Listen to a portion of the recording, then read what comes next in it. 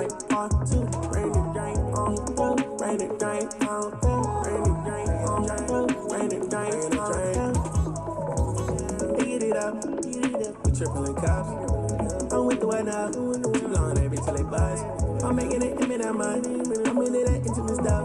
I got you when they breaking it drunk. I look like a leaf at his night. He giving it up. If they got like image and stuff. She want me to pick her guts. She give me all really and stuff. I gave you the money and trust. I got her up and she with us. She said, you take it at lunch. I'm taking her away all the drugs. 5 more lives that I got. 8, 2, I need 6 more pints. I need pint or 2. What it is, what it do, what's poppin'? It's your boy Marquise Q back in the building. What's good in the hood? It's your boy Ray Rashawn. And it's your boy Easy E. Welcome back. That boy Eric, too excited to be on the podcast. Too excited. Bro, that boy came on like he was a guest or some shit. Good to be back. Definitely been a while since you've been back tapped in, bro. We ain't dropped a little podcast since what? Food for Thought. That was back in February, I think. Right after the tour drive. I was say we went crazy with the tapes though, Q. Yeah, we definitely went crazy with the tapes. What tape we did? We did the J. Cole pat not too long ago. That was what we did. We spent like 4 weeks doing that, bro. Only thing I gotta say, if you're a fan of the greatest artist of all time, Jermaine Cole, then you need to tap back into the last pack. You know what I'm saying? Like that's all. That's what you can do for us. Like if you mess with Way of the 8, go ahead and tap that. Go ahead and press play. Even if you're not listening to it, just press play. Bro, a lot of people show love for that last J. Cole pat, but a lot of people like the For Your Eyes Only episode. Like that one went crazy for some reason. Bro, I don't know why. Why you think that, Eric? You know, I really don't know. I'll be honest with you. I mean, I guess they wasn't tapping in before. So. Bro, but I would think that 2014 Forest Hill Drive would get the most spins because, you know what I'm saying, people always, but I don't know. Maybe people just want to hear us break down, you know what I'm saying, the last album. Cause, not the last album, but the last one we did in the pack. Mm-hmm. So, I don't know. How about saying, wasn't Born Center or something, wasn't like a close second or something like that too? Born Center was the closest second, but I think Cold World Silence Store was the like immediate second that had like the most plays after. Okay, I got you. They probably listen to the ones that they didn't know most about. Right. Here's the numbers. Now, I want y'all to hear this because a lot of people still think we can't see when they listen to the podcast or not. For Your Eyes Only has 110. Forest Hill Drive has 35. Born Center has 34. Well, I was wrong. Cold World has 27, and Friday Night Lights has 29. So the second most played one was what Sean said was Forest Hill Drive. Try to dive into this one and cover not all the topics, but we're gonna try to, talk about what we always talk about, politics, social media, what's going on in the world, pop culture, what we base our podcast off of. But we got a very special guest coming in to join us on this podcast. Eric, you want to do the honors? Sheesh. Well, yeah, I'll take it over. For those that don't know, we've got the one and only, the Penny Hardaway, if you know him by that, a.k.a. Joshua Wiley. Come on and introduce yourself, my boy. Yes, sir. Yeah, it's your boy, Joshua, a.k.a. Penny. Big fan of the show. I always listen. Hearing my guys, Q, Sean, my LB, Eric. I just wanted to get on the pod, just share my thoughts. You know what I'm saying? I'm happy with what they got going on. I'm proud of the stuff they got going. I'm a fan, so I'm happy to be on. That's love. I'm gonna say part of the blame because you was really supposed to be on this in the first season. I guess the schedule got busy somewhere along the lines, but yeah, it's happy to have you on, bro. For real. What? Tell the people a little bit about yourself. What you got going on, man? So this episode might be a little different because I'm not an artist or a director or none of that. I'm just a regular, student. I'm gonna get my master's. I'm a grad assistant at Columbia International University for the basketball team. So if you don't know what a grad assistant is, they pay for me to go to school, and I basically work for the basketball team. I do scouting, recruiting, a little bit of basketball op stuff, pretty much everything. And the reason I'm doing that is because I plan to work in the NBA one day. I'm a big basketball head. If you know me, you know I love hoop. So, yeah, it's pretty much what I got going on right now.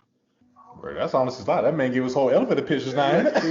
He tried to downplay it. I like that. He was trying to be humble about it and everything. But I don't know if this is a podcast or a job interview, but you got the job. Come on, Penny. He trying to act like people don't know who he is out here in these streets. Yeah. Bro, so what's been like your main focus? As like you say, you like been getting your master and stuff like that, but like what's been like your main like interest? Like what's your hobbies and stuff like that? Hobbies, I work out. I listen to music. I'm a big music head like you guys. Listen to podcasts. I think one of my biggest interests I really be getting in is the market when it comes to Bitcoin, the stock market. Just other ways, when we all we at that position now at our age where we know we got to find other ways to make income. You know what I'm saying? So as we get into our careers, I think one of the biggest things I've really been trying to figure out is how I'm gonna make more income besides me working in the league. Hopefully, God willing, I get there. So I think that's been one of my biggest things I've been focused on right now is just having other streams of income coming in eventually. Okay. That's what's up. Yeah, you're definitely right. Because this whole like Bitcoin, Dogecoin, like all this stuff, bro. Like this whole when the shit went down with Robinhood, bro, it really showed like the weakness of like the stock market. Like this is a man-made invention, like this whole Bitcoin, Dogecoin, like cryptocurrency shit, and like a bunch of people can just get together and crash that whole shit. So it really exploited all the weaknesses that we believe the stock market had. Yeah, I honestly feel like I need to get more tapped into the. Is it just me, but like when I hear cryptocurrency, I just be like, all right, that just sounds like something I don't need to know. Is that me or you know what I'm saying? I don't know. Yeah, I feel like personally, I would need to take a class or something like that. I'm just not educated to just go in. Well, not educated enough for me to just invest in something I don't really know nothing about. So I definitely feel you with that, Sean. Yeah, I'm a little ignorant of that topic. I mean, if anybody can put me on, then you know what I'm saying. That's love. But Well, I say it sounds like Penny Hardaway giving out classes. We might have to chop it up with him after the pod. definitely, I already shot the text. We good. I think the thing is that's what I think a lot of people think. Like when you hear cryptocurrency, people kind of get intimidated by it, but it's really not as complex as a subject as people like kind of make it to be. If you really hear somebody who's like an expert in it break it down, it's certain things that you're not gonna get off first rip, but it's really easy to digest once you like put time into it. I feel like. So I think as Black people and what we got going on, how we behind 100 years in a lot of places in America, I think it's big if we hop on this. Dogecoin, Bitcoin, what we've seen people can do with the stock market and everything. I think it's big. Like we really need to tap into that for real, all of us. Right. No, you're definitely right, 100%. Bro, this is how I remember the time that we were supposed to actually have a podcast with Josh, because it was the time we was recording with Darian. I can't remember a spike joint, and Josh came in and he was like, yeah, he's like, oh, Josh, you about to be on the podcast too? He was like, nah, I'm just gonna stay back here, bro. I'm just gonna stay back here. He was like, bro, like you're already here, like you don't want to like chime in. He's like, no, I want my own episode. So we'll get straight eventually. I ain't gonna lie, we did get straight eventually. We definitely got straight. But I literally came just to see y'all boys. Like I said, I'm a fan of the show. Like I really came just to see y'all boys, do y'all thing. Like I came to see my LB and see y'all boys, see it in action. I didn't even want to get in on that one because of course I want my own episode, but I really just wanted to chill out, hang out, see how y'all doing and stuff, like in person. Right. Nah, that's respect, bro. I'm glad you pulled up.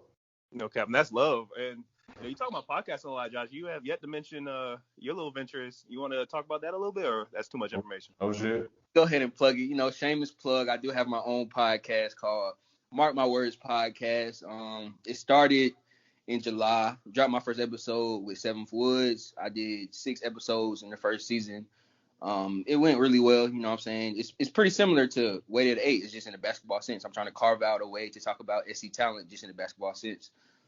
Season 2 is coming very soon. I got to make some improvements. I just been busy with school and with work and everything. I'm trying to get season 2 started like probably before summer.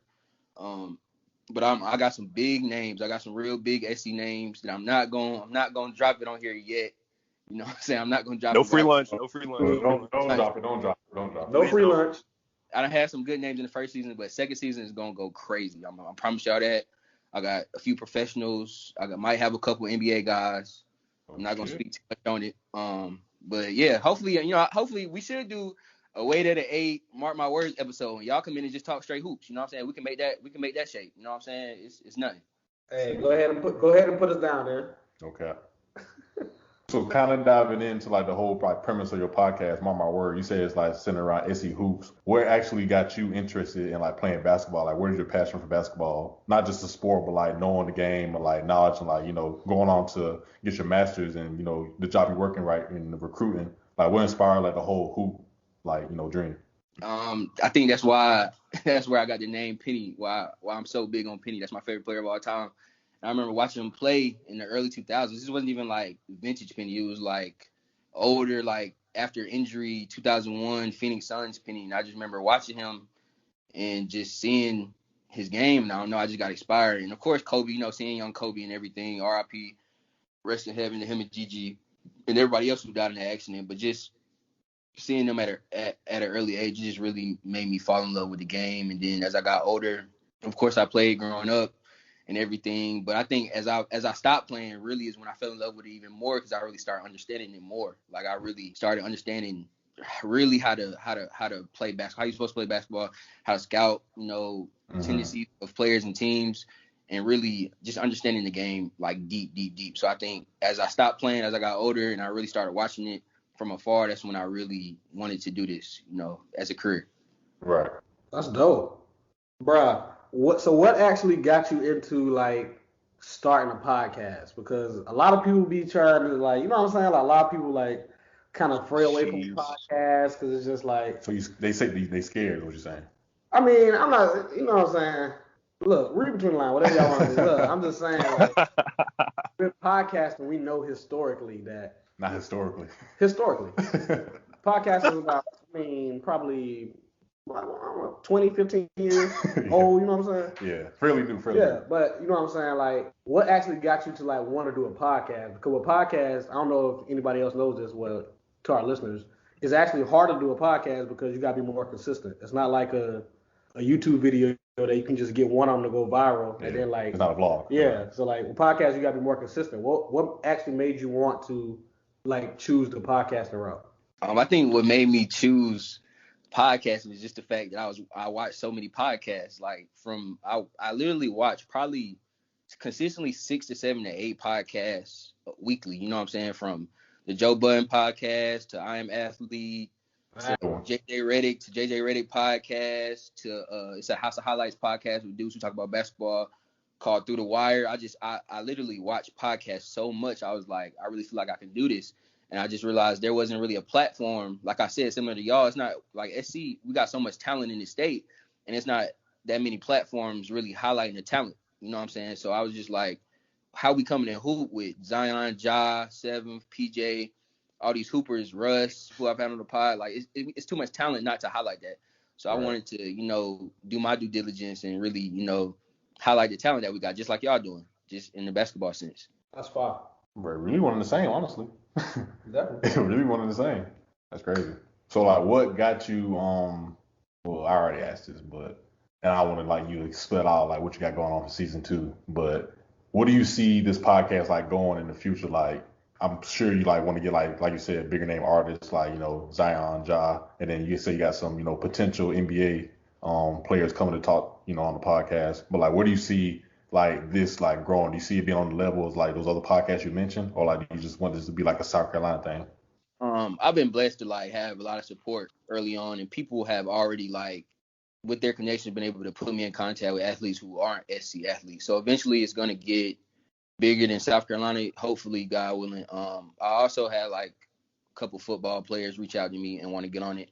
So it's not going to stay South Carolina basketball, but I wanted to keep that as the basis as I start for the beginning. I want to keep that the basis, but eventually it's going to expand. And yeah, like you said, NBA players, I got a couple that I want to get on there. So hopefully, I haven't gotten to the big dogs yet, but hopefully as it grows, they'll be humble enough to come, show love. You know what I'm saying? I'm not going to shorten myself and not think that can happen. Hopefully I can get up there and hopefully I can get enough viewers and get enough traffic to get with the bigger podcast. I think I'm making something special. I think I've gotten a lot of positive feedback, way more positive feedback than I expected. I kind of was just winging it. I kind of just did it. You know what I'm saying?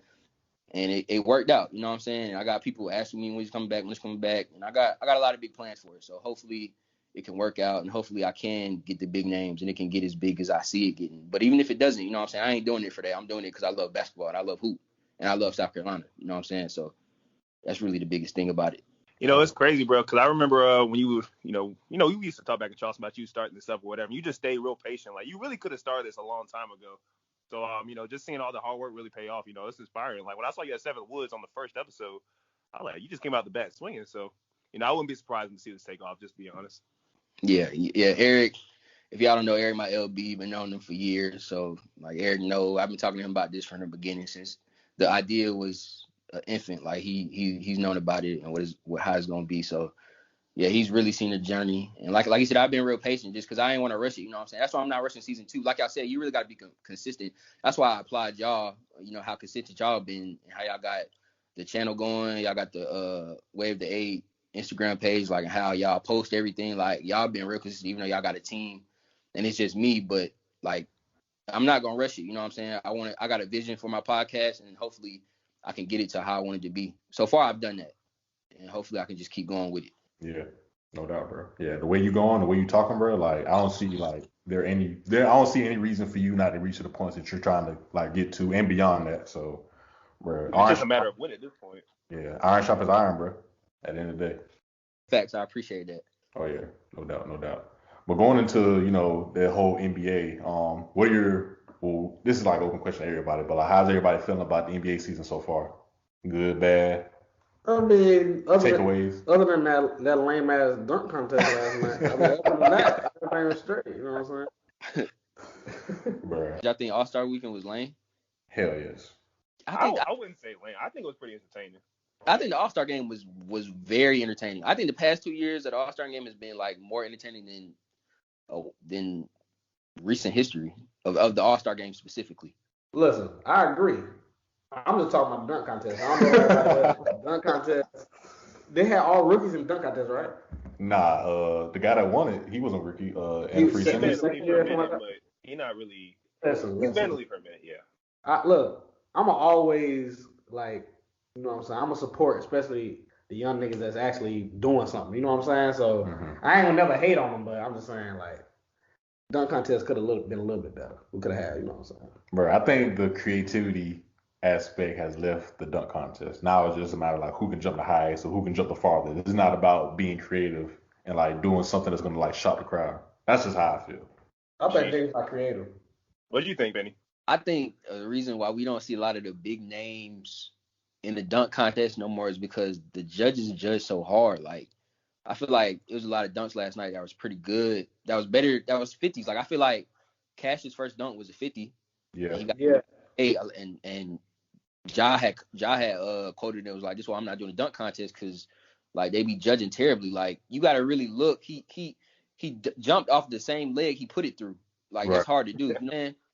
And that's what everybody was saying on Twitter. Like, do y'all realize he jumped off the leg he put it through? Like, it was between the legs dunk, but he jumped off the leg he put it through, and he was eye level. Like, I don't think these judges really be paying attention to, like, the details of it. But it was whack. Overall, it was whack. I agree with Sean. Like, overall, it was whack. But, you know what I'm saying? They got to figure out a way to revamp it. I feel like it's needed. I feel like they revamped the All-Star game to where it's competitive every year. It's enjoyable these past 2 years. So they got to find a way to revamp the slam dunk contest. I don't know if y'all remember, like, I think it was like a few years back. I think the slam dunk contest had teams. And I think it was like the East versus West. I think that was probably the worst dunk contest I ever seen. So I don't know where this year ranks for y'all, but yeah, they definitely got to do something to change that. Bro, I remember that because Paul George and Damian Lillard was in that dunk contest and on Terrence Ross. And all them boys acting like they was in damn layup line, like taking turns dunking. I was like, bro, like, why y'all? Yeah. I couldn't win without that. But as a collective weekend, like All-Star weekend, how do you feel like it went? Not just like individual things that happen on Friday, Saturday, Sunday, but like as the events that start from Friday to Sunday, how y'all feel about the All-Star weekend? I mean, I feel like it was good. I mean, that little baby shit was hilarious. But I think people know when they're coming to All-Star weekend, they want to see the All-Star game. Like everything else is just really that build up to it.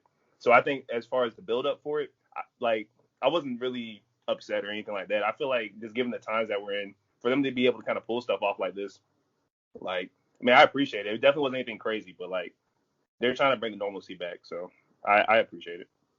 Okay, question. That little baby 2 Chainz, that was actually a part of All-Star Weekend? Yeah. So I didn't know that at first. I thought they was just playing pickup, but I guess that replaced the celebrity game, if I'm not mistaken. Okay. That's gonna be an ongoing 2-on-2 like thing from here on out. So that's always gonna be the case. Okay. That's what they were trying to see, like who's gonna be on the next. Like it's gonna be like Lil Durk, J. Cole, Drake. Drake do not need to do that. Yeah, Drake definitely don't need to do it. Lil Baby shouldn't have did it either, but you know what I'm saying. I passed the ball on layup. You know what I'm saying. I really need to know where James Harden was at in all this. Like if he was in Houston in the mix with James Harden this whole time, we definitely didn't see it out there. Them boys are just partying, I guess. They ain't never went to the courts. He can't be 4PF, bro. Like that's not your man. You can't say that's your man. You was born like that. Dog, little baby look like he ain't never picked up a basketball before, dog. Like he look like he's never handled a basketball before. Bro, you could tell by the way he was stretching that this was not gonna be his night. Like, Yeah, the stretches out. He already was out of the game. When I saw he was getting advice from Jack Harlow about stretches, I was like, yeah, this not gonna be a good day for little baby. bro, I think he only scored 1 point too. Bro, I would be surprised. The thing about it is every highlight was little baby missing. Like they had no highlights of him making any shots to do anything good. No, but 2 Chainz going crazy the whole time. So what do y'all think about the All-Star game though? How do y'all feel about it was this year? I mean, like Josh said earlier, I think the last few years they actually like it was competitive because I remember a few years ago, probably like when we were like in high school, probably like first year of college when the games was lame. Like it used to be just, you know what I'm saying? Like, yeah, it was just whack. So I mean, I feel like at a competitive level, it was decent. It was good. Like that's all you can ask for in an All-Star game. Like have all your stars going out hooping, just, you know what I'm saying? Just like on some regular pickup shit. So I feel like it was good. Yeah, ever since they changed the format, kudos to Chris Paul who had it changed to where like they do the quarter by quarter and they like whoever win the quarter they donate to their charity, to like the Team LeBron charity, Team Durant charity. Right. They did that. It's gotten like more competitive. So yeah, I think it's been entertaining. Like especially last night when Dame was hitting half court shots and Steph was hitting half court shots and Steph was going crazy. Yeah, they was going back and forth. You know what I'm saying? Giannis went 14 for 14. That's E-Guy. He went, I don't know if he went 14 for 14. He went 16 for 16. Yeah, something crazy. That's Eric Guy. He's not going to do that in the playoffs, but that's a conversation for another day. Never going to do the playoffs. Yeah, I think the All-Star game is going to keep getting better. Hopefully the young guys can keep getting it up there because I think it was pretty good. For the past 2 years, it's been really good. I feel like one of the things with All-Star is that somebody's always snubbed. So, I feel like it was, you had a lot of people to choose from this. You did have a lot, but like, who do y'all feel like was snubbed from the All-Star game this year, if any? Devin Booker snubbed every year, ain't it? I think he ended up getting hurt, but I don't think he was voted in as a starter or anything like that. He was voted in. Chris Paul was voted in before him, right? Yeah. Bro, I think we're not gonna talk about that. I think Derrick Rose was voted in before him too. For real? Chris Paul got voted in before Devin Booker. That's what that's correct, or that's not correct. No, I think it is. That's what I'm saying. Yeah. Y'all think how y'all feel about that? Let's talk about that. I think I'll go first. I think Chris Paul is one of the most valuable players in this league. He got traded to OKC to die. They basically traded him to die. They had a 5% chance to make the playoffs. He make him a 5th seed. Last year, the Suns go from a 9th seed, 10th seed to the playoff in the bubble, trying to get in the play-in game in the bubble, to a 2 seed when Chris Paul gets on that team. It's the exact same team. They just added Chris Paul. They're 2 seed. They're 24-11 right now. Right. So I think he's one of the best point guards that ever played basketball. He's one of the most valuable players in this league at 36. So I would say Devin Booker got snubbed, but I don't know who you take off. You don't take off Gobert. You don't take off Donovan Mitchell. They got the best record in the league right now. So who do you take off? You know what I'm saying? Like, I understand he got snubbed, but I just don't see who you can take off. A lot of people was mad about him not making it at the beginning, but I don't know who you take off. Yeah, that's a fact. That's a good point. Who do you take off? Yeah, I think Jalen Rose said, they say you can't talk about somebody got snubbed. You can't say who they replaced. So, sheesh, that's real shit. I think another sleeper who got snubbed, I wouldn't say got snubbed, but he definitely was in the conversation, was DeMar DeRozan. He's having a great year. The Spurs are like a 6 seed right now. Nobody expected him to be this good. He's having like a real one of his most efficient years of his career. So I think he's another name who really should have been in there.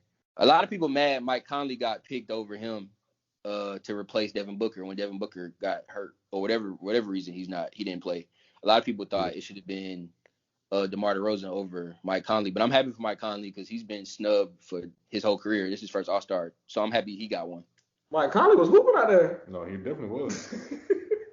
Bro, but that the white dude from the Pacers, he got put on before I think you said DeMar DeRozan. So like with stuff like that, like I really don't keep over the Pacers like that ever since like Paul George, Danny Granger, George, like that, Fire Squad. Ever since them boys, I've really been keeping up with them. And then Victor Oladipo left too. So that was, I think, a snub. I can't remember the dude's name right now, but y'all know the guy, the white ball. Sabonis. Yeah, Sabonis. But the thing is, though, he's having a great year, though. Like, but he's not he's not really in that market where you're gonna like really pay much attention to him. Like, they're not gonna recognize him as a star, but he's really having a great individual year. So I can see why they voted him for that. And it's the Eastern Conference too. So how do y'all feel about the 3-point contest? Like, did y'all expect Curry to win, or did Definitely. Come on y'all now. expected Curry to win? People got to stop forgetting who Curry is. Man. Honestly, Curry feel like he had to remind y'all every time he step on the court. greatest shooter of all time, bro. Stop disrespecting this man. It's not even he's the greatest shooter of all time. I don't think at this point it can be argued. I don't know what you go to argue that he's not. He's simply unbelievable when it comes to shooting. Mm-hmm. I expect him to win, but to win it how he won it, to score 31, to hit all them shots back to back to back to back. He only missed like one, like in like the final 2 racks, crazy, or the final 3 racks. He hit the long one. You know how they installed the long jump, the long 3 now, the one ball, the long. He hit that. Yeah. He's crazy, man. He's just different. He said, I think he said he don't have nothing to prove but a lot to accomplish. So I mean, I feel like that's all right there. Well, when you talk about him being one of the greatest shooters of all time, I think you have to talk about him being one of the biggest influences of the game of all time. Because when he came into the league, bro, like knocking down threes from like beyond like 3-point line and like doing the whole like half court heave shit, like I feel like you have to talk about him being an influential player in the game in like the history's game, like before, well not before, but like in the same conversation, him being the greatest shooter of all time. That is my opinion. Yeah, I agree. Like he really made a 3-point like be like something you have to guard. Like niggas won't picking up at half court, but like when Curry passes half court, and you can even see like different players like picking up on that, like Damian Lillard, Trae Young, like that's starting to become a common thing now in the NBA. Yeah, for sure. I think that started against Oklahoma City. I can't remember what year it was, but I think he was just pulling up from everywhere, and it was like, okay, he might really be it.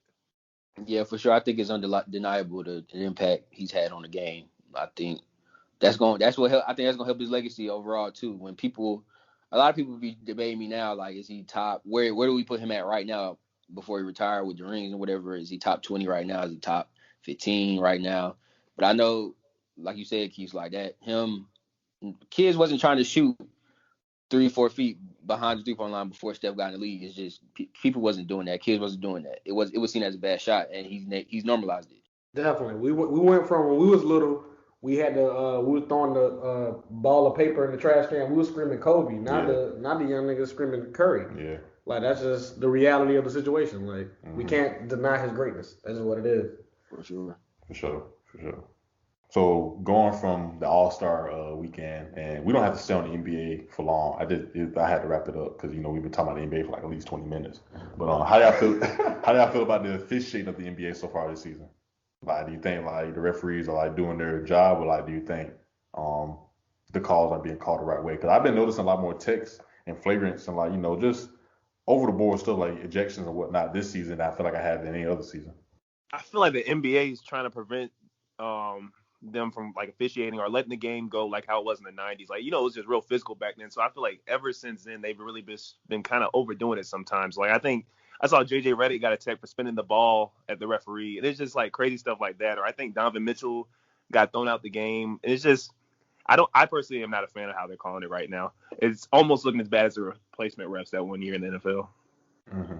Sheesh. That's a good comparison. It's a good comparison. I think it's hurting the league overall. I think if this keeps going on in the second half of the season, Adam Silver is gonna have to do something about it. Like, I don't understand like what's going on. Why they getting so many texts and stuff, and like it'd be over dumb stuff too. Like, it'd be over the dumbest stuff.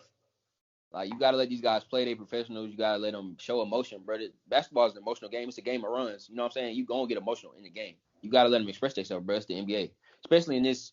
Stay away from their families, bro. Like, this COVID stuff going on. Like, a lot of players wasn't rocking with the season to begin with. Like, I feel like officiating got to be better in the second half of the season. Mm-hmm. You heard it here first. Mark my words. Got to be better in the next second half of the season. Got to be better. Got to be better. I'm talking to y'all. Y'all hearing from y'all future boss. So hey. But switching gears a little bit. We always talk about the music, and Josh. You just said you're a music fan. I've been waiting after this. Go ahead. Take it. Bro, Penny, we need the top 5. Come on now, top 5 artists of who's your top 5 favorite rappers, artists. I don't want to just say rappers because it might be, you know what I'm saying. So Nah, but you can't say artists. That's too hard. You gotta say rappers. I can give you five. top 5 rappers. Who your Okay, top my top 5 rappers of all time, no order is my number one is Jay-Z. So that's my number one. But the rest is out of order. Lil Wayne, Andre 3000, Nas, Biggie. That's my top 5 rappers of my favorite. My top 5 guys who I see the most influential and what I listen to. Those are my top 5. That's not a bad list, bro. Not a bad list. Jay, Andre. Let's talk right now, bro. People really be disrespecting Andre, bro. Disrespectful. They really be disrespecting this man. Like, this man really wasn't out here rapping. Honestly. He got a lot of kids out here. If you listen to his style and how he rap, he got a lot out here. If we're going to talk about it, he's very influential. He is. I agree. Andre 3000 is definitely up there. So, but it's kind of funny because you would think that him and Young Thug would, like, you know, be seeing eye to eye as far as that, but a lot of them, like, Young Thug will fuck with Andre 3000, he said, or something like that. But wait, he don't fuck with him? Yeah, bro, you didn't see that interview? Josh, I know you saw it, bro. I seen that. Never mind, I seen it. That was on Expeditiously, ain't it? Yeah. And Young Thug was basically saying that Andre 3000 is the kind of person he wants other people to kiss his ass, to talk to him. Sheesh. Yeah. Y'all believe that? I mean, I think it's all about perception, bro. Like, Young Thug is a star, so Young Thug's not gonna want to talk to nobody's manager to talk to Andre 3000. Like, I'm Young Thug, so why can't I talk to you? We both from Atlanta, so he probably thought it was disrespect the way that he was getting told to approach Andre 3000.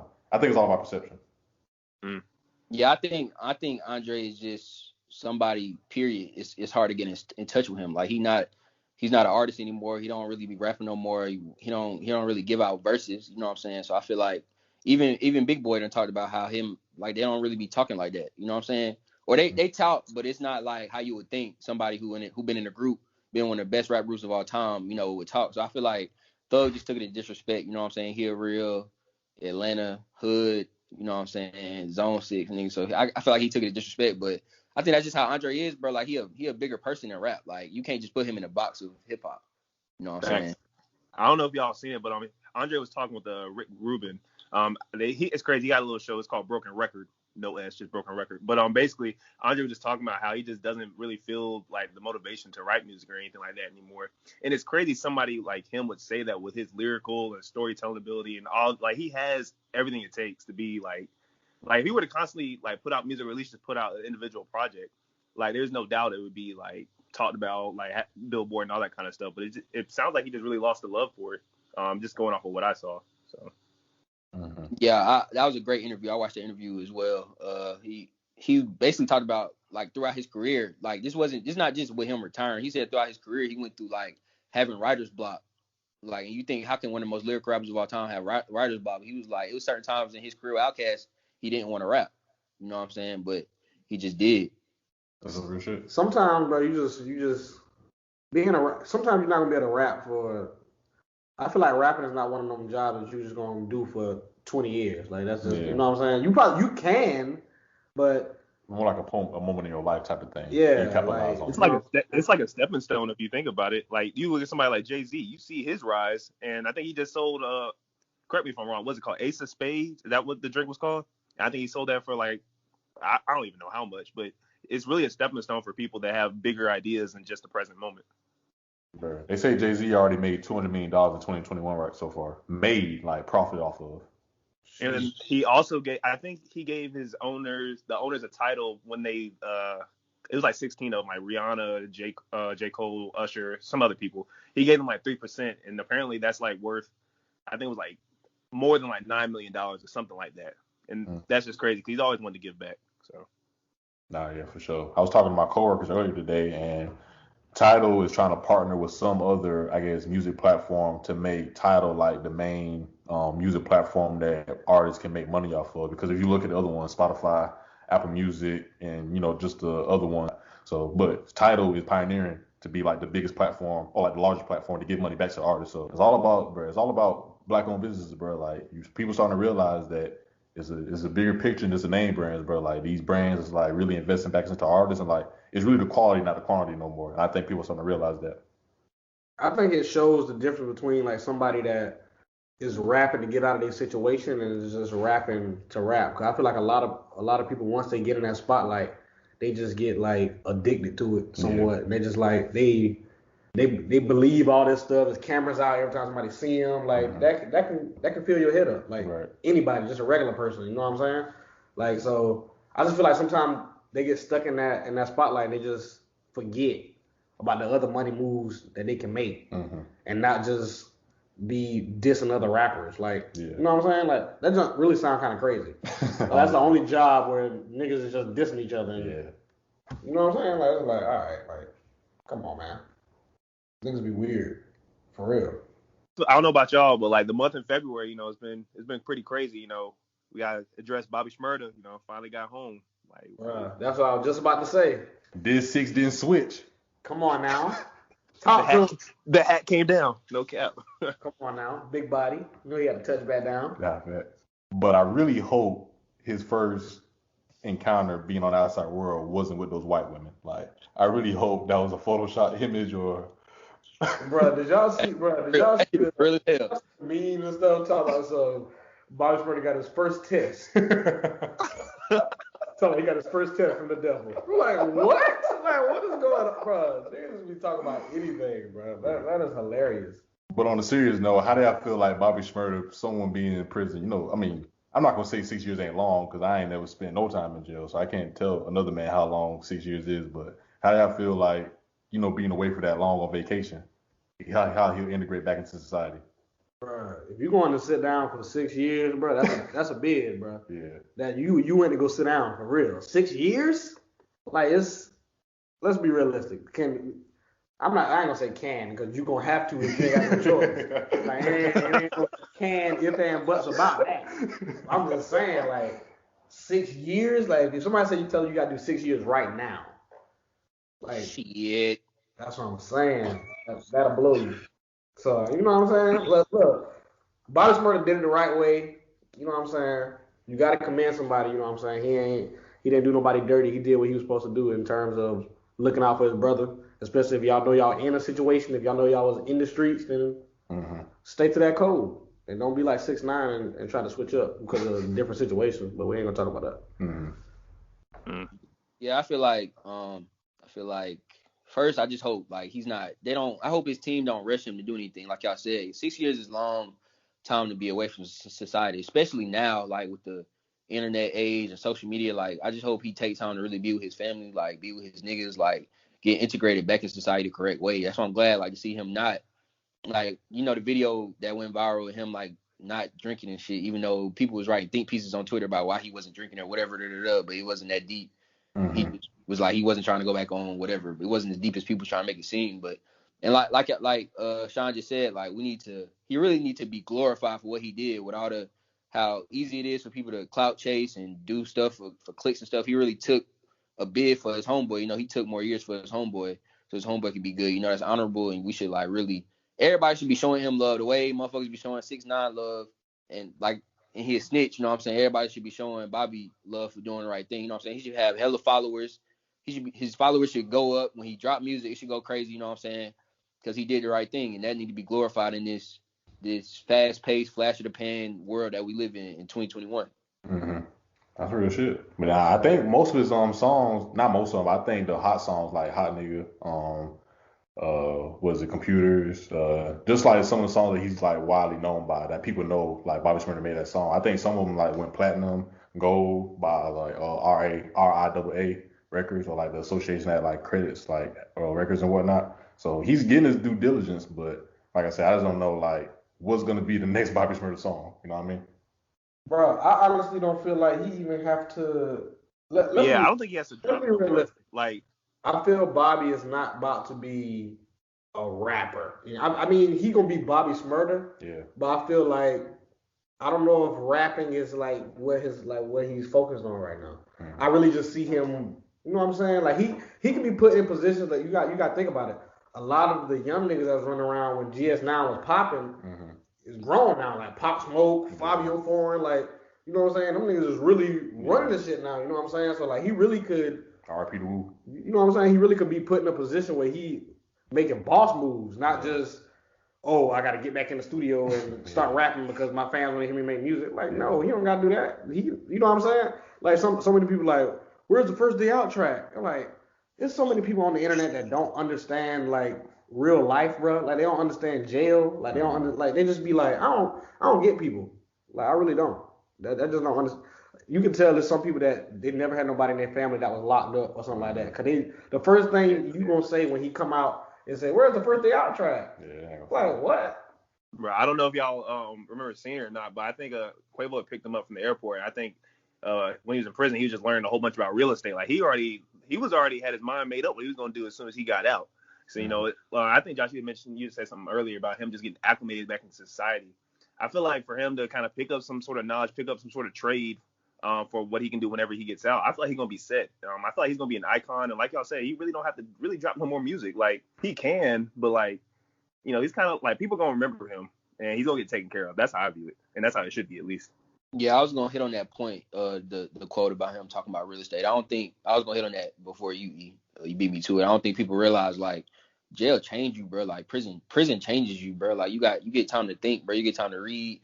You get time. I done heard people's stories, like talk about prison and people they be around. Like it be people in there for murder who like really smart and really done changed, in prison. You know what I'm saying? Like, so if you don't want to rap, people, that's hell that people. I didn't even know that people was talking about where the first day out track is. Like that's hell, bro. Like that's why I hate our society nowadays, bro. Like let that man, if you want to do real estate, let that man do real estate. We need more black people in real estate. So these people, when we going to banks to get loans and stuff and to get our credit right, to get a house, like we need people in real estate to educate us. Like we need more black people in real estate and in banking and shit. Like shit like that is important, bro. Like I think we need to, like, people don't be thinking like you said, people weird, bro. People don't be thinking like this nigga just came out of jail.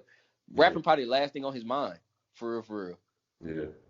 As soon as you come from jail and you start acting different, they want to call you a clone. I'm like, do y'all not understand? Like they was in jail, not like no institutionalized. Yeah, not like no magical place. Like they just disappeared or something. Like they went to jail. Yeah. Like when Kodak first got out of jail and he was just like skinny and whatnot. Yeah. Skinny. He was like calm, reserved. It was like, well, he was getting tortured and shit. Yeah, that was like Kodak a clone. I'm like, what? Like seriously? That's the first thing you said. They said the same thing about Gucci. Same thing. Bro, I don't understand people. Yeah, that's weird. Bro, it's all that Shade Room and TMZ and DJ Academic shit, bro. Like, niggas just go on the internet, bro, to make a name for themselves and get a paycheck for talking about other niggas' lives, bro. Don't know shit about them, just, like, talk about them. Niggas get paid for that shit and to run drama. Until they get their temperature checked. They may be looking cool. I'm surprised niggas ain't hemmed up academics yet. No, for real. Nah, for real. Bro, I think there's been multiple opportunities to do it, but I just think either his security good and he's gonna be outside, bro. It's one of the two. Bro, these are academics. He just see this is the real reason. I ain't gonna say I don't like him. This is what I don't like about what he does. Okay. I'm gonna be very specific here. Cause we knew academic, like he got known for talking about like Chirac, like talking about Chicago, talking about like shootings and everything. Of course, he made it comical, made it funny. Yeah. But he was talking about real situations, like real people dying, real sons, cousins, brothers. Like, he talking about real situations. So, of course, that's a tender topic when you talk about people that's, like, somebody's loved ones, regardless of what it is, regardless of the situation. Mm-hmm. Like, if your brother get killed, you're not going to be thinking, like, oh, well, like, you know what I'm saying? Like, you're going to be hurt. That's how you feel. Yeah. But academics, every time he get pressed or somebody say something to him, he be like, why y'all coming at me? I'm just the radio guy. Why are you coming at me? Like, academics, what are you talking about? Yeah. You're talking about that. That's why they're coming at you. Right. You can't just talk about it and then as soon as somebody check your temperature, you're going to be like, don't come to me. I'm not a rapper. I'm not a gangster. Like, okay, well, stop talking about it then. Yeah, try to throw the rock. Yeah. I don't know if y'all remember, Vic Mensa actually called him out on it. I think he appeared on the show or whatever, and he was like, yeah, I hear you be talking a lot, but I ain't never seen you in the city. Like, and that's real. You can't talk about something that you never been a part of. Sheesh. But that's what I'm saying, though. Like, people make a living out of it. Like, the whole thing with Polo G and, like, the whole, like, back-to-back murder and stuff like Mo 3, King Von, Pop Smoke, like, that whole, like, span of, like, artists, like, passing away. DJ Academic was always, like, one of the first people to report it. And, you know, they would actually be people to report other rappers' beefs and stuff like that from stuff that happened. Mm-hmm. And Polo G even said, like, a lot of these, like, internet clowns and gangsters or whatever, they're the ones that's creating the beefs among rappers. Like, there's not really a beef at all, but they're putting in your minds that I got a problem with this dude when it could even not be a problem at all. So, like, bro, long story short, bad news going to travel further than good news. That's really what it boils down to. It boils out to that, and people don't know what they be listening to. Yeah. Like, people be saying stuff in lyrics, and they just completely miss what they saying. Like, oh, he talking about, no, he's not. Like, they just don't know. You know what I'm saying? Yeah. Just not in the loop and trying to talk about stuff. It's okay if you don't know everything. It's okay. Like, niggas trying to feel like they know everything about every artist, about every situation. Like, that was there or something. Yeah, like, come on. Let's be realistic. Well, shoot, I mean, y'all had just touched on lyrics, you know, and I can't even hold this back no more. Like, we got to address the Drake drops. Scary Hours, too. Like, You see, you can't hold it back no more. Yeah, no, I can't, bro. We already 59 minutes and 53 seconds into this. Please, Scary Hours, too. Oh, I was waiting for you to say something about it. I was wondering what you was doing. Oh, I was waiting, and now's the moment. Talk to me. You know how it feel? Yeah, like, how do you feel about Scary Hours 2? Like, because, I mean, as all y'all know, Certified Lover Boy is supposed to drop in January. Cap. You know, March. Bro, I You know don't what get I'm it with Drake, bro. Like, this man is MJ at this point when it comes to dropping music. Like, he just doesn't miss. I don't get it. Bro, I honestly believe and wholeheartedly believe at this point we can't deny that Drake's the best artist ever, like, graced this earth. Like, the different genres. Hold on. Q. Before you even go into that, you know we got to pay some bills first. So, firstly, this episode is sponsored by Anissa Ray Beauty. It's your one-spot shop for all your ladies' hair needs. She's got incredible bundles, and if your money good, you can book an appointment with her to do it for you. For my ladies or the fellas trying to do something special for your ladies, go ahead and follow her on Instagram at Anissa Ray Beauty, or go straight to her website at AnissaRayBeautyLLC.com to get your products today. And to anyone else interested or with the business trying to get a sponsorship, feel free to contact us on IG and Twitter at Waited8 to reserve your spot. You know what I'm saying? Maybe he gave us Scary Hours too. So, like, what are y'all thoughts on it? And So, based okay. off the track. Okay, So sorry to cut you off, E, but I want to get y'all opinions on that. Like, when do y'all think CLB is dropping? So when he dropped Scary Hours 1, it came out January 2018. When he dropped Scorpion, that was June 2018. So do y'all think he dropped Scary Hours because the album ain't coming till like late summer? He dropped Scary Hours just for the teaser because really CLB, he gonna hit us on the top of the head with CLB sooner than we think. Like maybe April, maybe early May. Like what y'all thinking? I'm thinking probably May-ish. I would say May, the latest early June. The reason I feel like that is because Drake always wants the summer. Like that's just like looking back historically, like that's just how Drake is. Drake always wants the summer. You know what I'm saying? Yeah. So when he first said that he was dropping the album like in January, I already knew that was cap. I was like, he's not dropping the album in January. It sounds good. Yeah. If anything, I said I thought that he was gonna drop it on Valentine's Day, Certified Lover Boy. So I was like, maybe he might drop it on Valentine's Day. We see that didn't happen. Now we got Scary Hours 2. So I'm thinking that the album's gonna come probably in the summertime.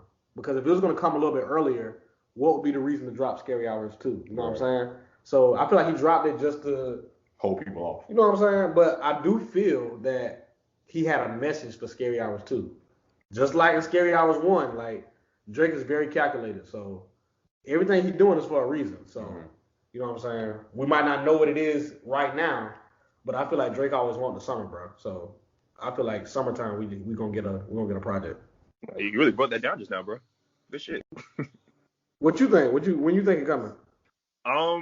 He was banking on January. I was like, Eric, it's not dropping in January. I thought it'd be cool. That's all. I think if not April, then probably the summertime, like how you were saying. I feel like it's coming really soon though. Okay. Well, Eric asked us how we felt about when the project album EP? Yeah, EP. When the EP dropped. But I'm gonna tell you how Eric felt when the EP dropped. Eric was literally texting us throughout the whole day Friday talking about, bro, Drake is just so hard, bro. Like, he was literally rapping for 4 minutes straight. This is not what Eric gonna tell y'all, but I'm gonna tell y'all, so Eric not gonna say it. Eric was the most excited whenever this jump dropped. Bro, I've never been so excited for somebody to drop 3 songs. Bro, he rapped for 4 minutes straight on Lemon Pepper. He said, bro, are y'all listening? I was like, Eric, it just dropped. I'm like, give me time to listen to it. He said, I mean, you wasn't tapped in, you could just say that, Q. Bruh. It was more songs than I thought. I thought he was just gonna give us like. It was more songs. I thought he was gonna give us like 2 songs, 1 song. I thought it was 1 song that was dropping. I was like, oh, we got 3. Scary Hours 1 was only 2 songs. 2 songs, Diplomatic Immunity and I can't remember the other one. God's Plan, yeah. It was only 2 songs. But I agree with the whole theory that we're gonna get a summer drop.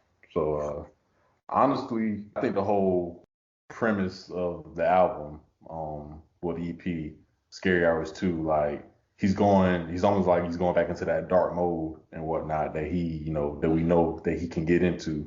And the reason, I think one of the factors that he didn't drop in January, as Eric speculated, is because didn't Drake tear his meniscus or ACL again playing basketball? Drake, we don't care about that. That has nothing to do with your rapping ability. Bro, the thing about it is, his marketing team is amazing because they marketed it like he was in the NBA, like he was about to be hurt for 4 to 6 weeks of the meniscus tear. Like, that was on injured reserve. I think Drake really thinks he's an athlete, bro. For real.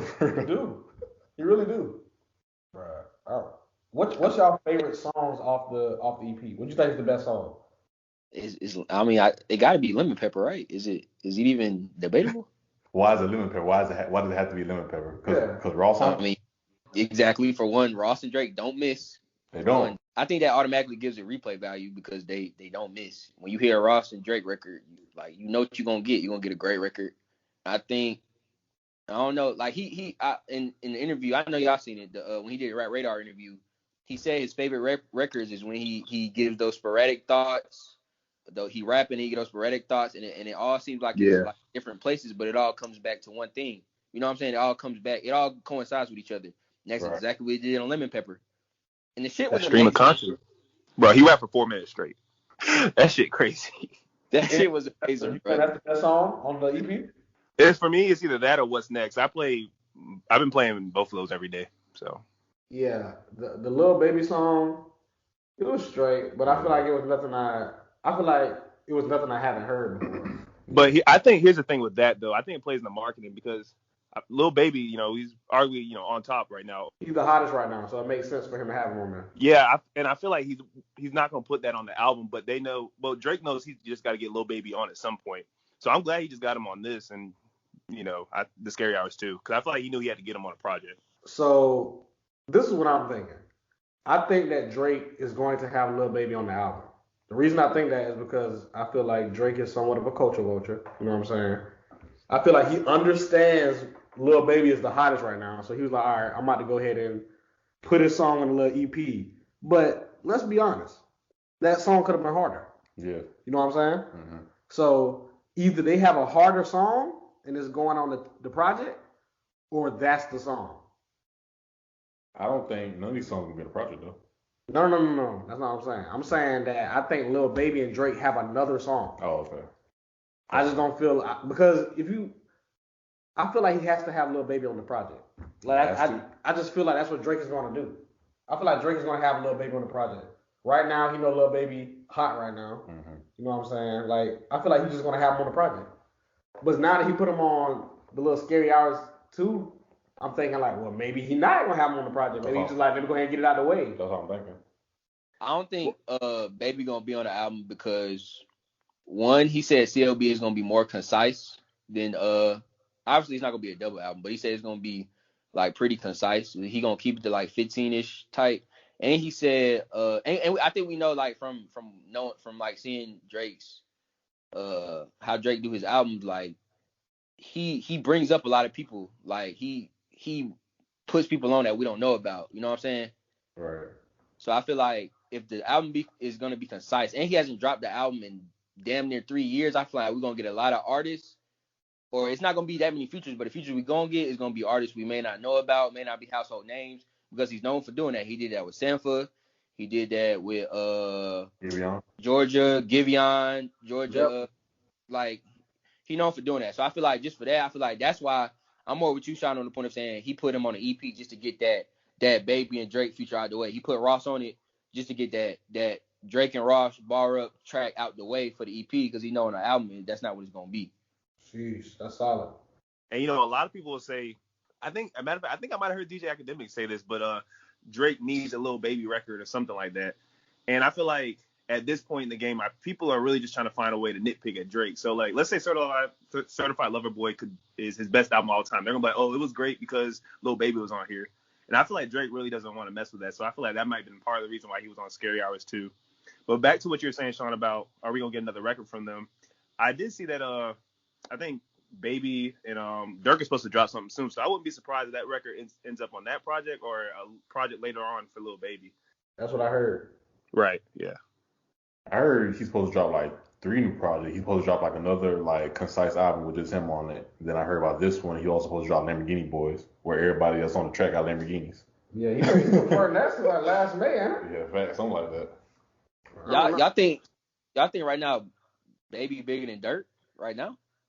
Do I think they're gonna come out with an album? Or you asking if they're the hottest right now? No, I'm asking, do you think Baby is hotter than Dirt right now? The bigger artist right now? Yeah. Right now? Like today? Yeah. I think it's fair to say that. He's not far behind though. So it's like it's kind of tough to look. I mean, Dirk has had one of the greatest resurgences in his of an artist's career probably that I've ever seen. Like for real. Like Dirk not no new rapper or nothing like that, but right now he going crazy. Like we just gotta honestly, bro. We just gotta call it what it is. Honestly, bro, I just think it's really the Drake effect, bro. Because I feel like when Baby got that Drake feature on Yes Indeed or some song that he was on with Drake, Lil Baby started being like the hot topic. And now that Lil Durk was on Laugh Now Cry Later, all eyes on Durk now. So I just think it's just time to, it's a Drake effect. I just think it's just time to, really shine. I wouldn't fully put it all on Drake though, because at the end of the day, But I was gonna put it all on Drake because, the whole King Von and CC3, all that shit played a part in it. But he had no control over that though. Like that was some unfortunate events. Right. But I'm saying it all initiated. I'm not gonna say it all initiated, but there's no coincidence that after that song came out, bro, Laugh Now Cry Later, and the music video came out with Drewski and all them boys and Odell Beckham and Kevin Durant. Come on, bro. And then Juicy started becoming a hot topic after that. Like it's a Drake effect, bro. Yeah, that, but he definitely took a step up with being on the Drake. Being on the Drake video. So yeah, I get what you're saying. I think what Drake does, he exposes you to the popular crowd. Because if you look at Lil Durk music, only the real ones will probably resonate with what he's saying. Like the same thing with other artists that he might have put on before. Like they were popular in their certain subsects, but Drake he'll give you the exposure, and then from there, that's when it's either make or break. That's when you make yourself that household name. You see Lil Durk has done it, Lil Baby's done it. So I think to accuse credit what you were saying, I think that's true. Yeah, I would definitely say it helped. It helped Dirk being on that song last year. It helped Dirk for where he's at now, especially before he dropped this project. And let's be honest, Dirk was been working hard the last year and a half. Yeah. He dropped 2 albums in 2020, ain't it? Yep. You know what I'm saying? So just because y'all waited 2 and on The Voice. Yeah, and The Voice. So I mean, he been working.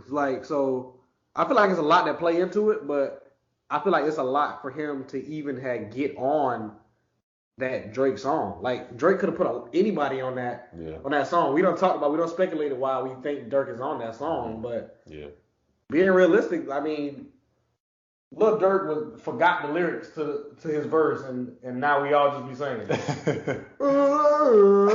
We all just be singing that. We don't even know what we saying. We just singing it. You know what I'm saying? So it's just I don't know. Dirk going crazy right now, bro. Mm-hmm. For Back in Blood, for Pooh Shiesty, everybody knows Dirk's verse, bro. Everybody know Dirk's verse. If you don't even know Pooh Shiesty verse, you know Dirk's verse. That's crazy, bro. I don't know. Dirk low-key got a little effect, for real. Yeah, Dirk got it, yeah. Being realistic, we got to give him his flowers while they do, for real. He really been working. And Sean, every time this comes up, I gotta give you your flowers for that, because the way you broke down, I can't remember what episode that was, when you broke down Laugh Now Cry Later, you had told me and Q some shit that I don't think we'd even thought of or heard about before. So I just gotta bring that up to you, but that was some good shit there. Hey, follow me. You remember what it was? I don't remember what he said, but it was just something that me and you didn't think about before. And it was it was talking about the ghost town and all the Kanye West references and stuff like that. I don't think we really processed it how Sean did. Bro, Drake always got a message in his music. Even with the Scary Hours 2, I feel like it's a message in why he did Scary Hours 2. We probably just don't know it yet, but we gonna listen to it and be like, oh, that way he's talking. You know what I'm saying? Drake, come on now. Drake not just Yeah, I saw something. EP for no reason. Like, we got to look into this. Definitely. Yeah, I saw something on Twitter. It said Drake just boasts different than everybody else. And like, if you look at some of the verses, like it's definitely there. But as far as that deeper meaning, yeah, I'm definitely still trying to figure that out. So y'all boys, let me know if y'all figure it out before me. Solid. And you definitely hit on that, Sean, when talking about Dirk got a little effect. Like, Dirk has an effect because, like, Coi Leray, that's why her rollout going so crazy right now, because Dirk was the perfect person to put that remix, bro. He was the perfect person. Like, the No Parties regular song was going crazy already. Already had a TikTok dance. Already was going crazy. Everybody know to have a hit song these days, you got to go through TikTok kind of most of the time, unless you like somebody like Drake or J. Cole or somebody. But it was going crazy, and then Dirk just got on it, and it just exploded way more. No cap. Dirk got an effect, bro. Dirk been working. He said he the voice of the streets. He is. He ain't wrong. He ain't wrong. I ain't arguing with him. I'm definitely not gonna argue with him. Facts. Dog, we already reached our little time on thing. We're like an hour out. Well, an hour into this podcast. Bro, we just been vibing. You know how it go. Nah, facts. But before we close it out though, kind of want to get a glimpse of like, you know, or like give the people an idea like, you know, what y'all boys been like watching, what y'all boys been listening to. So there's been a lot of stuff that's coming out. Snowfall came back out. Definitely. You know, there's been a couple of black films that came back out. We don't gotta talk about the ones I'm naming, but like Judas and the Black Messiah, Malcolm and Marie, just a bunch of like, you know, like good black shows. That's really that's the best way I can describe it. So like, not the ones that I named unless y'all want to talk about it, but like what's been in y'all like rotation for like TV shows, documentaries and stuff like that. Like what y'all been watching? Shit, I've been watching. Well, you touched on Judas and the Black Messiah. If you haven't seen that movie yet, tap in. It's a really, really good movie. If you don't know the story, well, I ain't gonna even get into it. Just watch the movie. It's a really good story. It's a true story. Yeah, unfortunately. About the Black Panthers. I don't know if y'all know it or not, but I mean, it's gonna piss you off. So go ahead and get prepared for that. But yeah, it's a good movie. I've been watching that. I've been watching. You know, I've been on that Snowfall. Yeah, Snowfall. You know, I gotta get on that. But Frank back. Definitely. But I mean, that's probably it though. Probably too. I haven't. Well, never mind. I ain't getting. I'm about to talk about the Pop Smoke movie, but Nah, not yet. Never mind. I watched. Of course, Snowfall has been going crazy. Of course, if you ain't watching Snowfall in 2021, you got to figure it out, man. You got to. No, oh God. Watch the Snowfall, dog. This for years, man. Come on, man. Hop on. You got to figure it out, bro. There's no excuse why you ain't. You need to. If you ain't got Hulu, you need to cop somebody Hulu account, and you need to watch that for sure. I actually watched Malcolm and Marie, and it's an acquired taste. Some people love it, some people hate it, but you really gotta. It's a satire, so you gotta like do your research on it. After you watch it, you gotta research it, and then you'll kind of understand it better because it's kind of like hard to understand, but you gotta like do your research. Like do your research before or do your research after, and you'll kind of get it more. But I enjoyed it. I don't know if I'll watch it again, but I enjoyed it. Right. Okay. I fell asleep on it. I ain't even lie to you. Maybe I should watch it again. I need to do some research, like Penny was saying. I ain't did no research or nothing. I just watched it, and that bit boring. Maybe I need to watch it again. I mean, y'all list some great shows. I think one of the big ones I've been watching was WandaVision. It's like that Marvel superhero show. I don't know if y'all tapped in yet, but definitely a good watch. Yeah, but I really just be listening to music, so I really just try to tap into whatever drops. Sean, that dude, I can't remember his name, but it's Jetson. And what's the dude's name that made Cheesecake? Oh, you talking about Highway? Right. I just been basically playing that joint since it dropped. So between WandaVision and that project, that's really what I've been on. Sheesh. So What tapped in? Not for real. But yeah, everything that y'all been saying, I watched Malcolm and Marie. I liked it. I watched it twice, as a matter of fact. It's interesting. Like Penny said, it's an acquired taste, but you gotta look beyond, you know, the delivery of it because a lot of people don't like that it was just all shot in one scene. Like we didn't actually get to see. I'm not gonna give it a glimpse of. We actually get to see different parts of what they were talking about in the movie. So a lot of people said about that. A lot of people said it was black and white. They didn't like that aspect, but a lot of people Get over that. God dang. Yeah, get over that. You know, we old. I mean, not we old, but like we older. Like, so we should, you know, look beyond like cartoons and color stuff like that. Like, come on, we old, we grown now. This is what we do. But we'll talk about that in like another episode because surprisingly, a lot of girls say they didn't like the movie, and I'm just trying to because a lot of guys saying they liked it, a lot of girls saying they didn't like it, and vice versa. So we gonna chop it up and break it down a little bit for the next upcoming podcast, whenever that may be, soon. But I got into Lovecraft Country. Yes, sir. Sheesh, that's a good show. Easy E threw me the alley with that HBO Max subscription. So appreciate you, brother. But yeah, I've been getting into that lately. Yeah, that's pretty much what I've been getting into. And then of course the music. The music never leaves me. I never leave the music. Definitely. I was about to say, if the rest of y'all boys got HBO, gotta tap into Watchmen. They went crazy. And as far as like historical context and backgrounds, like that really kind of shined my eye. Well, not shine my eyes, but it really just gave a lot more exposure to like the Tulsa riots and the massacre for Black Wall Street, and the way they tie that in, bro, is it's basically on the same impact as Lovecraft Country. So if y'all ain't tapped in, definitely watch that. Bet. Something else I want to tap into, just to hit on the music is Bryson Tiller. He dropped that anniversary deluxe. A lot of people love anniversary. A lot of people don't like it. I just think Trap Soul was such a classic time in people's lives, and it meant so much to a lot of people. It meant so much to me that people just listening to his music and still kind of have Trap Soul in the back of their mind, and you kind of gotta let it go. You know what I'm saying? Like, you gotta enjoy him for who he is now, enjoy him for what stage he's in now, and he still makes incredible music. Like, Right.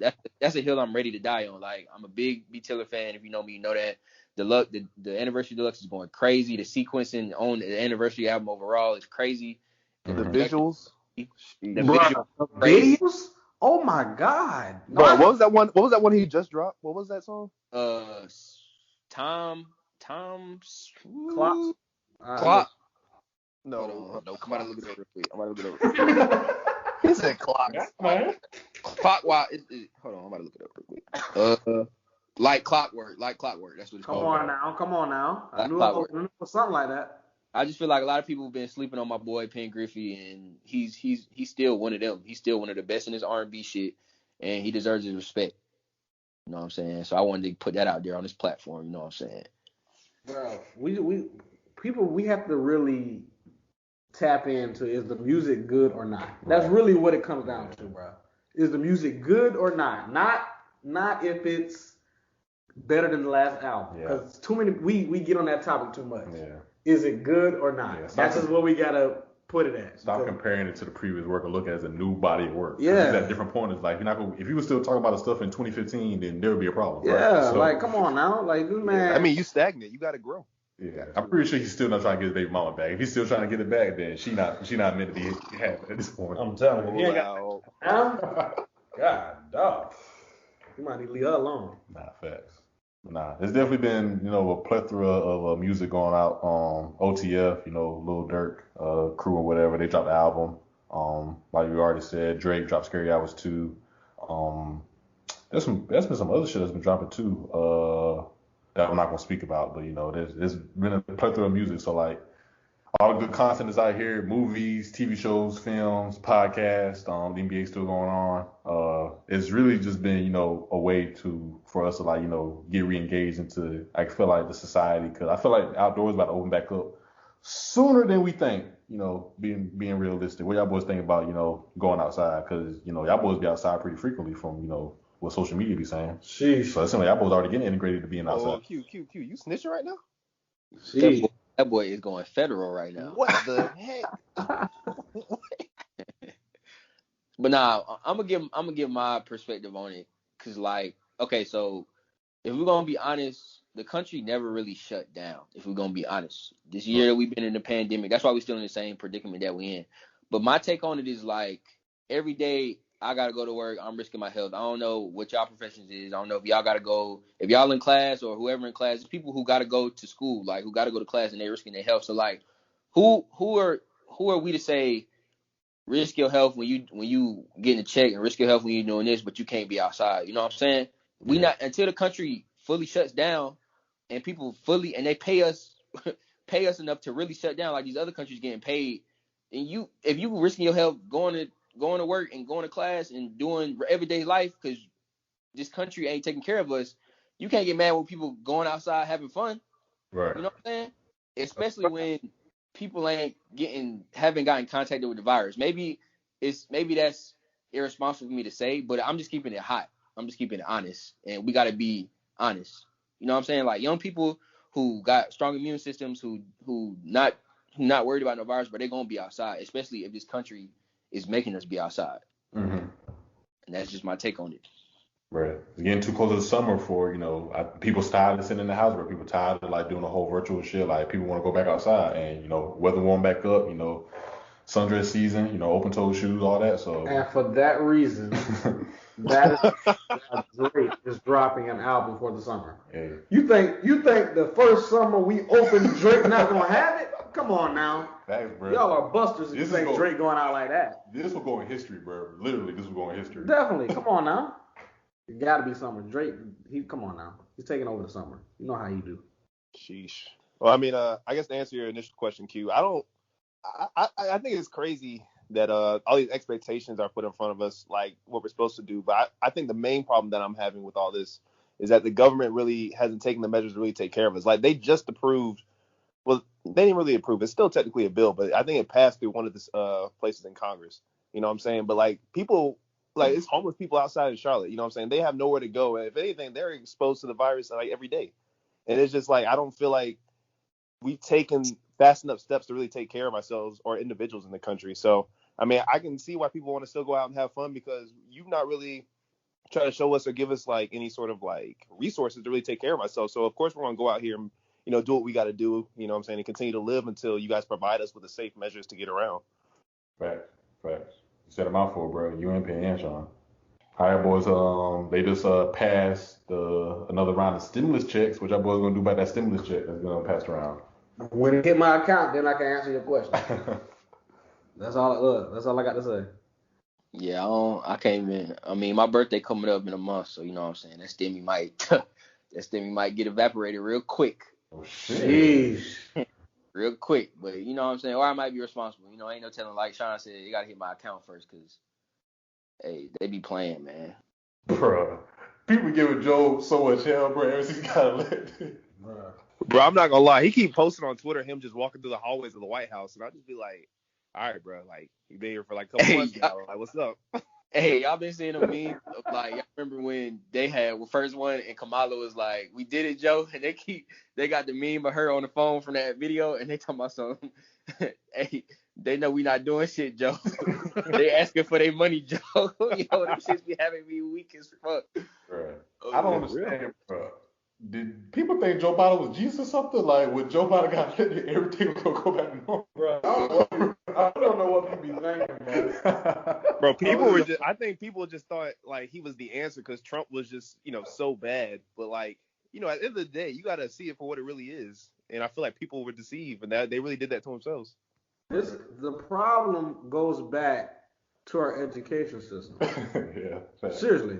I can't speak on a whole lot of other states, but South Carolina, we know how our public school education system is. You know what I'm saying? The last and next to last. You know what I'm saying? We products of that. You know what I'm saying? I'm not going to sit here and be like, you know what I'm saying? We products of that. Yeah. So watch what you say before you try, because we all got a high school diploma. Definitely. Say, be careful. Sit here and cap and say I did not. Definitely not. 3,200 raised. Definitely. And a college education in the state. So let me choose my words carefully here. Facts. I'm just saying, like, I just don't think that the majority of this country understands the political system. Right.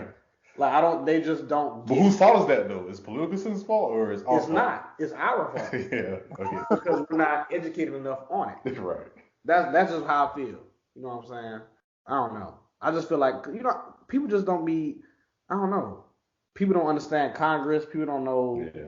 You know what I'm saying? People don't know what the Senate is. People, you know what I'm saying? People just don't know. Electoral college. People to this day, and they just voted. Don't know. You know what I'm saying? Like, we got to do a better job. How do we want people to vote and make it feel like this is something that's so equal and everybody's voice matters? But in reality, we see there's flaws in the system. Right. So it's kind of just like, you see why people like our grandparents and like great uncles and stuff, and they'll be like, no, I'm not voting. My vote don't matter. Like, you see why they say stuff like that, because they've seen it for so long. You know what I'm saying? So it's just like, I don't know. Like, the political system is not hard to understand.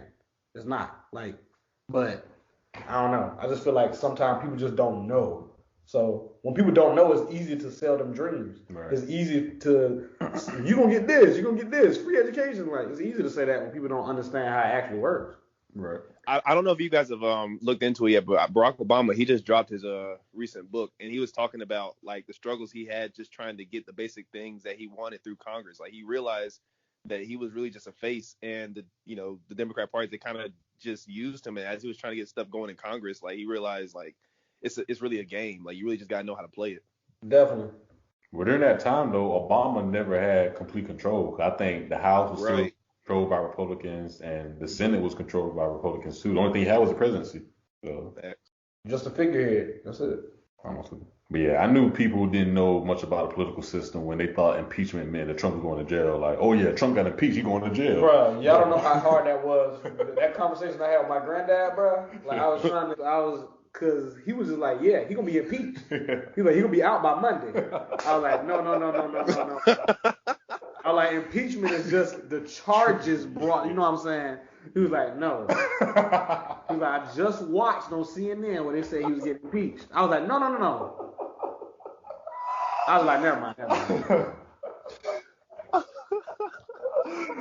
Bro, but it be old people like that, bro. Like it's a generational thing. Like Definitely. I don't know, bro.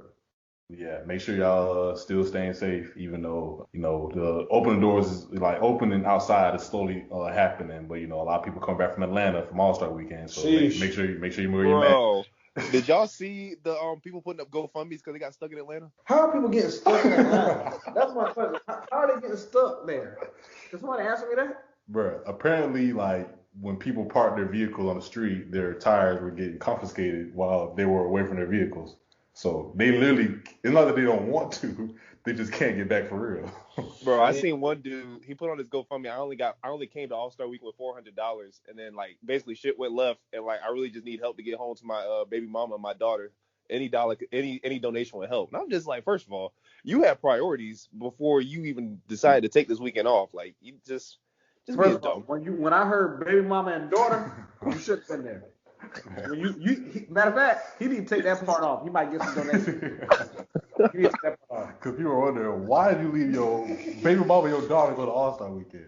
Bro, I clicked on the link, like, and he ain't had no donation. Bro, I don't think they was fucking with that. He said he bought a $400 one-way ticket, so he ain't had no plans of coming back. He definitely did. Oh, that's funny. But yeah, man, we're going to go wrap up this episode. It's been about an hour and a half, going on an hour and a half so far. Penny, appreciate you for coming on, boy. Yes, sir. Any last part words you want to let the people know? You already talked about your podcast and, a little bit of lunch that you did give us about what's coming next. But any other part words you want to give the people? First of all, I just want to thank the guys for having me on, man. It's been fun. It's crazy. It's already been an hour and a half, man. I feel like we just started. You know what I'm saying? It's been a fun conversation. Yeah, man, just be on the lookout for the podcast. Mark my words. It should be coming back early summer at the latest. I'm going to have the guys on. We're going to do a Wait at the 8. Mark my words episode. You heard it here first. I'm going to come to the crib and we're going to shoot an episode.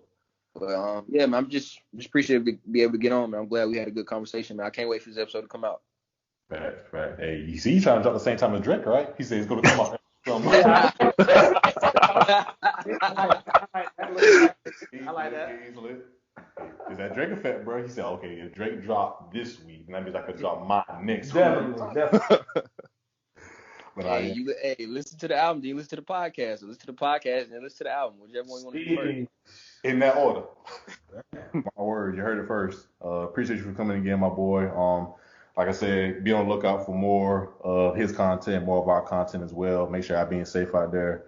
Make sure y'all staying in tune, subscribing to all platforms, Apple Podcasts, Spotify, iHeartRadio, Pandora. There's really nothing that... You have no excuse. Yeah, there's no excuse, bro. So make sure you subscribe to all platforms. As long as you subscribe to one, that's really all that matters. Because we want you to know as much as we want you to know as well. So stay in the loop, stay in the conversation. Y'all be safe within the neighborhood. And this your boy Marquise Q signing out. All right, man. Like you said, y'all boys running up.